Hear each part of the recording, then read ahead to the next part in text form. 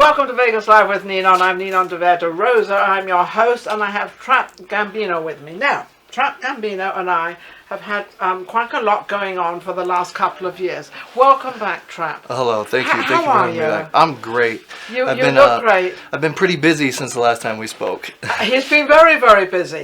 Now, I got a message from you. Do you mind if I read out what you said to me, or would you rather I didn't? Sure, yeah. You don't mind that? As long as it's from the real me, because I know there's a lot of fake profiles going around. You let me know. Okay, yeah, sure. Because this went out on Facebook. And I'm one of these people, I don't have a grudge against anybody. I'm quite nice to everybody, I think, and I hope. That's kind of my reputation. But this crossed the Facebook and the message and everything else, Trap, and I was quite surprised, but not surprised. Anyway, this is what came from Trap Gambino. Apparently, this wicked old senile lady tried to make me and my gorgeous wife, Ashley Gambino, look bad. Then got us kicked out of the dump, Peppermill, Las Vegas, out of 5:01 a.m. Much happier, I moved on to Dr. Phil show. So he moved on to the Dr. Phil show, but then Dr. Phil doesn't just have somebody on and then try to find out about them. Right. He had you on. So did you write that? No, that's not me. That's not the way I talk. That's not for me. I would like to see the profile that wrote that, because I can promise you that's not for me. But this was actually taken from my messenger, from my Facebook. I understand. So I'm not I understand. putting you down. I'm not doing anything. Number one, I personally did not kick you out of the Peppermill. I didn't say that. No, that's what I'm saying. That's any of this. No, that is not me. I promise you 100% that is not me. This is why I'm doing this. Do you know why I'm doing this? Because I'm doing this because this was written by somebody, whomever, whatever, who has a grudge against Ninon de Rosa, and I don't give a damn. They have a grudge against me. And they have a grudge against you. So that's you why and they wrote that. We're in the same boat. So I'll let you know what's going on here. Yes. So before I came to your show last time, I just got to Vegas.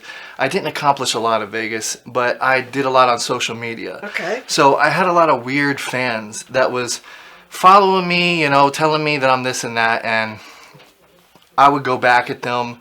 I would say dirty things to them. I'd be mean back to them, and they would respond by just... One grudge to another grudge? Exactly. I was feeding fire with gasoline, to be honest, and they would troll anything that I came on, including your show. I know that they messaged you and said a bunch of things about me, and including with the fake profile. Actually, no. Really? No. And I have to be perfect, because I'm one of these people that I'll say how it is. If it's, I read this out because this was written to me by whomever, supposedly from you. But no, nobody did that. Nobody said those words. It strikes me odd that the way our show went last time, honestly, if you couldn't tell, I was confused. I was invited to your show. Yes, you were, by my director. Yeah, and it's an honor to be on your show. I love your show. So no disrespect there. I'm just saying, I was invited to be on your show. That's the first time I heard about it. Yes. And I came on expecting to share my story. And I kind of felt went left field. You felt. Do you know why you felt that? I kind of felt like I was misrepresented. To be you weren't, honest. and I'll tell you why you weren't. The only reason you were feeling that was because all the other people that fed stuff into you before you came onto the show, and whatever they said to you and whatever they did, you came on with an attitude of I've got to protect myself. I don't pre-interview anybody, so I had no idea who Trap was, what Trap did, or anything about Trap. So that's how I do my show. So I'm always surprised. So I didn't have a grudge against you. I understand that side. And I could, so to be fair, this was like my first big interview when I came to Vegas. Well, that's cool, isn't it? First big interview on my show. It was. I was nervous. Like you said, at that time I was still feeding into the hate. Yes. And I didn't know how to handle media. No. That was my first time doing media. I didn't know what to expect. I didn't know. And when it went kind of wrong, it was my first time to show my family, hey, look at me, I'm doing big things in Vegas. Yes. And then I show up. Yeah, and okay, so now I'm going to change this a little bit. I just want to change it up a little bit. It's because then I got all these messages that sort of, hey, would love to come back on your show. And I'm reading all the other stuff and I'm thinking, well, hey, hang on a second, this is 2 years later. Now, I will give anybody in the entire world a second chance. But the first chance I had with you on the show, to me, it wasn't a bad interview. So I'm thinking, what is going on? The only bad thing was when I got this message and I thought, he's calling me this wicked old lady that's 100 years old. Well, I might be a wicked old lady. Maybe I am 100 years old. But, I mean, that's all your opinion now. If anybody wants to call in and talk about this, I can reassure you again, that is not me. There's a profile named Trap Gambino that literally messages other fighters trying to book other fights with fighters that, like, these fights don't exist. And we've been on this for a while now. That's actually one of the reasons I was on Dr. Phil. Dr. Phil talked about these guys and talked about the troll profiles, and I thought that was kind of putting an end to it, but honestly, that kind of made it a little stronger. Did it make it worse? A little bit. But I've learned you got to pay your dues in this industry, and I'm definitely, especially in Vegas. Especially in Vegas. And when I first came to your show, maybe I didn't earn the right to have all this media attention, and for these past couple years, I have. That's one of the mistakes he's definitely just made. You don't have to be anything or anybody to come on my show. Anybody. I don't care if you're homeless. I don't care if you're on drugs. I don't really care about any of that. If you want to come on my show, you certainly can come on my show. I can from the worst. I respect that. I can have the worst to the top. I'm very, very honest with my show. Yeah. Now, I'm talking to Trap Gambino right now, and you're a totally different person. Absolutely. So kind of calm down.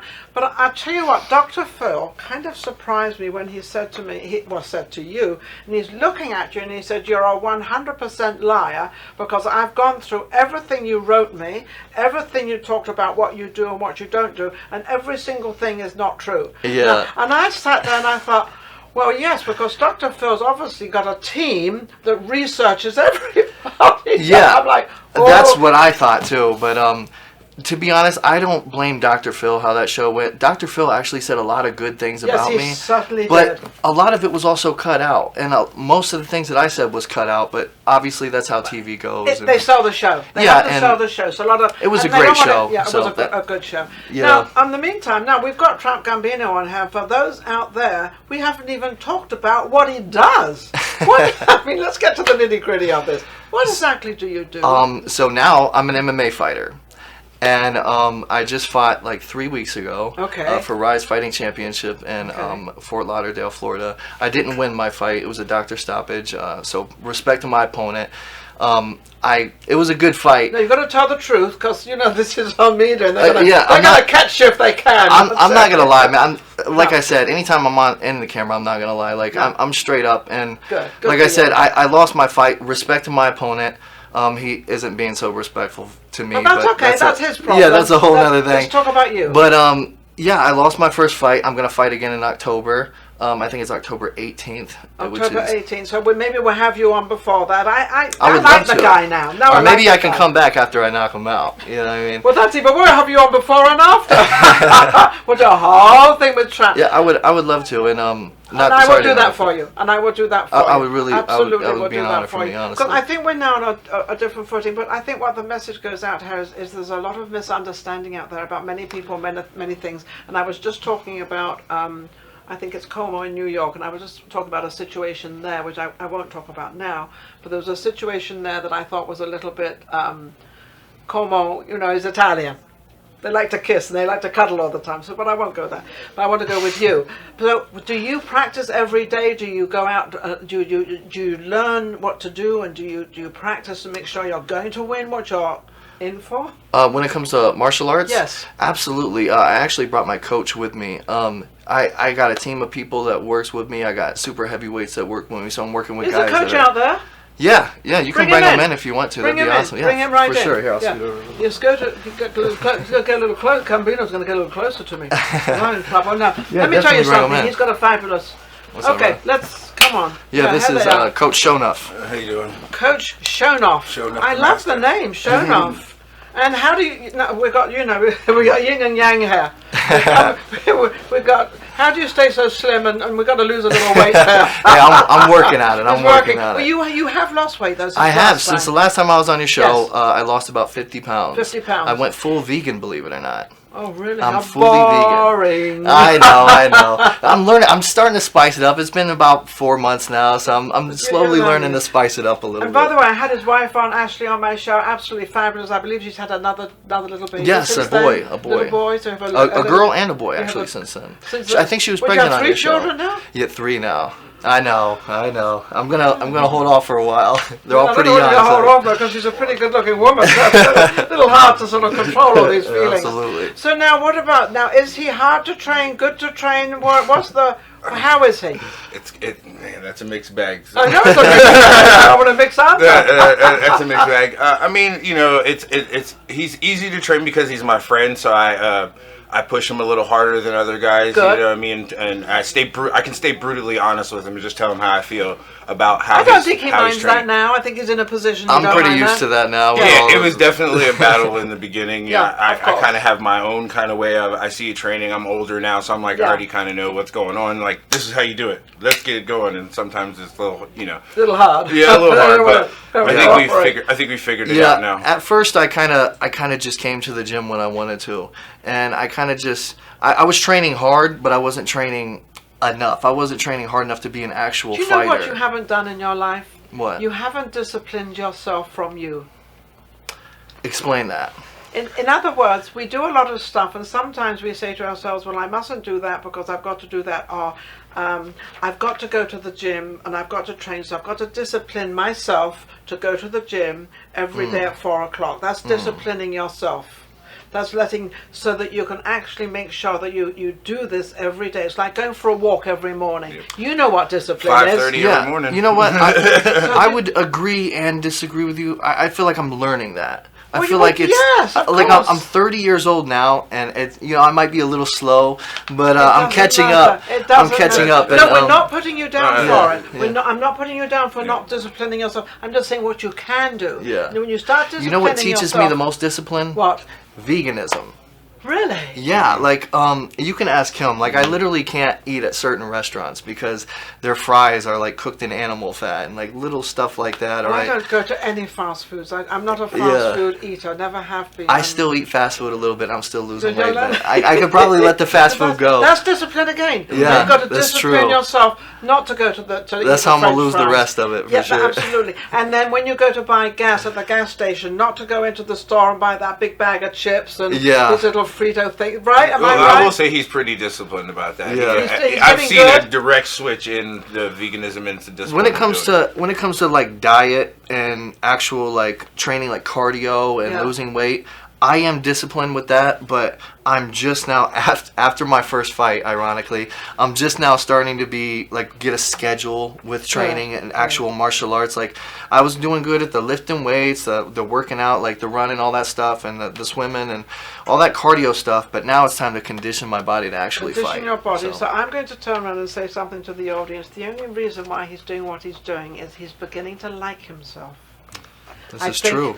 I think you were very angry with yourself and very upset with yourself, and the more you ate and the more you did, the more angry you get because you're getting bigger. So now you're turning around saying, hey, I went out and I didn't go to that fast food place. I didn't eat those French fries. I didn't do this. I didn't do that. And I'm not very... I think would that be true? I would say you're starting to see the positive results. You're seeing the light. It's almost like a You're seeing the light at the end of the tunnel. Oh, okay. And I also want to take this time to apologize to you because I will say I did not say that. That is not me. But I did say some nasty things about you online. You did. And I did say some things about you that I regret saying. And I misunderstood the situation. Again, it was my first time with big media. I didn't know your position. I didn't even know my position. And now I feel like I'm grown enough to swim across the river and build back the bridges that I've burned. And I just want to take this time to apologize to you and your show for the disrespect that I brought you. And thank you for having me on. And I would love to come on again anytime, honestly. Well, I give people a chance, obviously, because that's what my show is. My show is all about giving people a chance, giving them a break. A lot of the entertainment people that I interview with have never been on a talk show, have never had the chance or the opportunity to speak their mind and to put themselves out there. I even get them to do a cappella, to sing a little bit. I'm not going to ask you to sing. Oh, thank God. I'm not going to ask you to fight either. I accept your apologies, and that's you. the whole reason I had you back on my show, because I don't bear a grudge with anybody. I never have, and I hope I never do.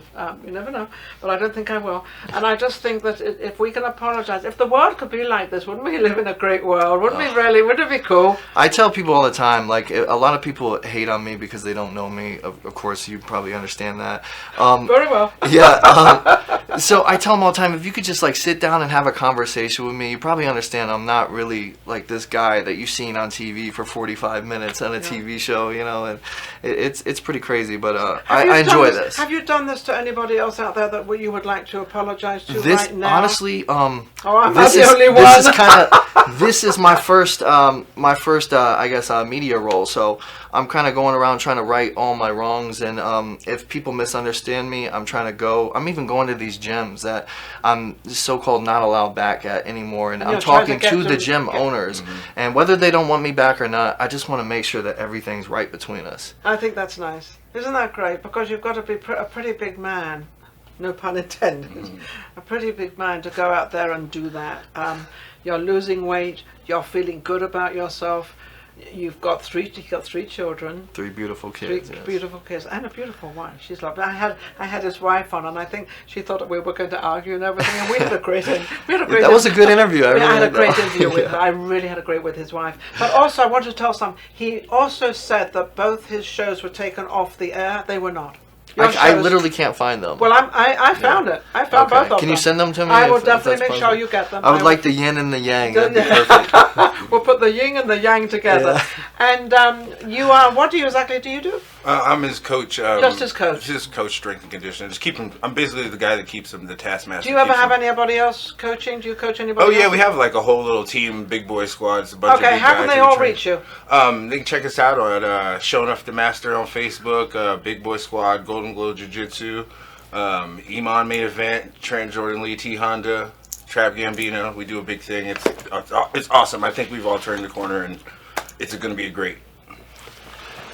Thank you for having me, seriously. See, this is what it was can an happen. Honor. And just know, I reached out to you this time. You didn't reach out to me. So. I did not. So when he reached out to me, and I thought, ooh, okay, fine, love it. Absolutely love it. Trap Gambino is an amazing guy. And I guess everybody try to forgive him out there if he did something. I have. He's in my heart again.